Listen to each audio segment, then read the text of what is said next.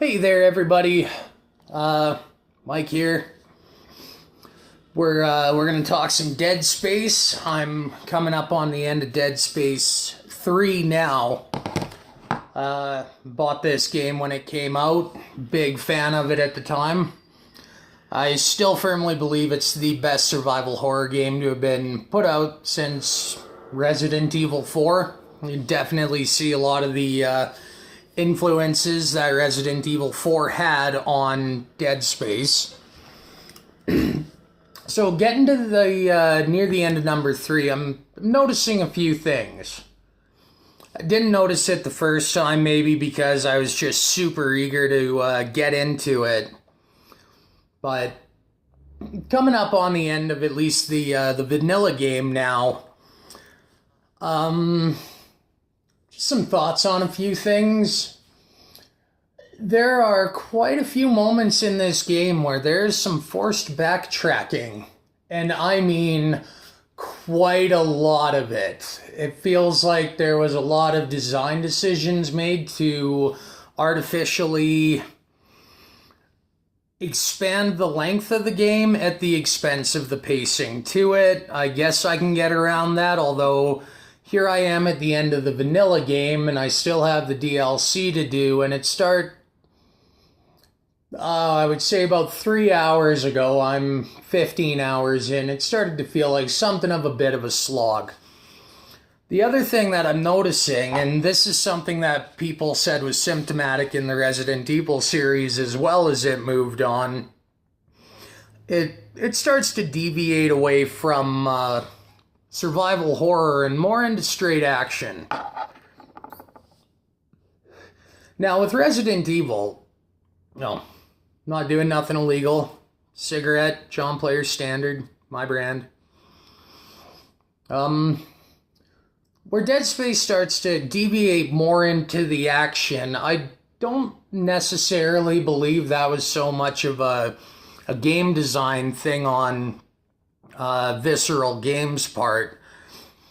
I think it had to do with the very nature of the evolution in the character of Isaac Clarke, in that Dead Space 1, he's an engineer thrown into a shitstorm of a situation. In Dead Space 2, well, despite being comatose, he wakes up, and again, there's the whole necessity to survive an entire shitstorm of a situation. Well, getting into Dead Space 3, right from the beginning of the game, it's a conscious choice on Isaac's part, regardless of,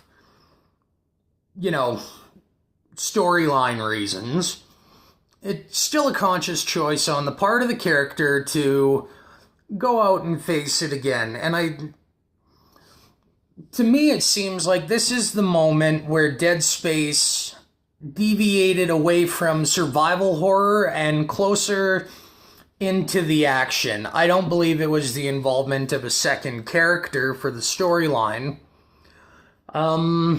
I think it came right down to the choice. Isaac knew what he was getting into. He knew the odds were stacked against him, and he chose to go along with doing it. This is the moment Dead Space quit being survival horror and became an action adventure shooter type game. Because that was the moment Isaac went from surviving as an engineer in over his head to a soldier signing up for the mission, knowing the odds are stacked against him and knowing potentially what he would be going up against. So, Dead Space 3, I know that Visceral Games was shut down before being able to put out another major release. But could that have been avoided? I don't think so.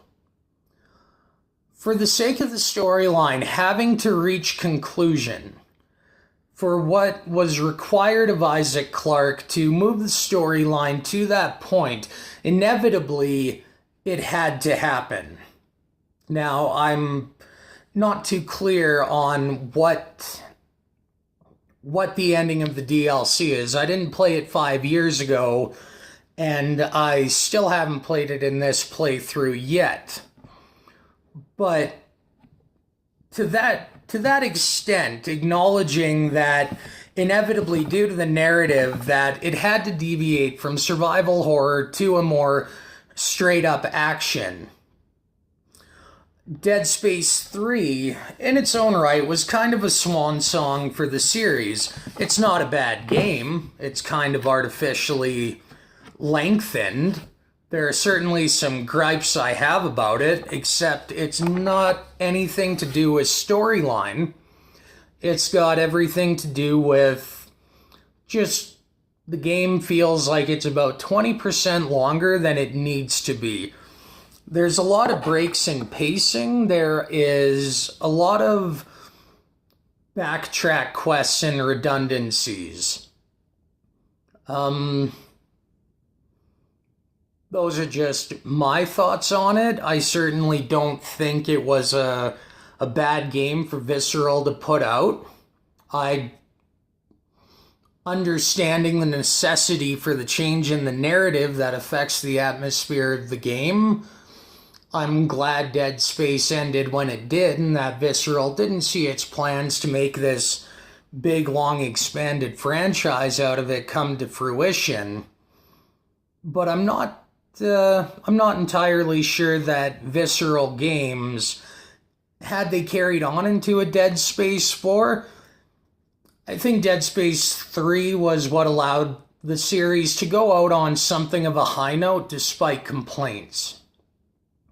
I'm glad Dead Space 4 didn't happen. I'm not happy Visceral had to be shut down to preserve the ending integrity of it, but, well, I guess sometimes that's just the way things go. I'm probably not going to see any comments to this video, so leave a comment. I don't care one way or the other. Just taking a couple minute break from my playthrough to share a few thoughts on the series in very retrospective light. Yeah, that's it. I'm going back to my game.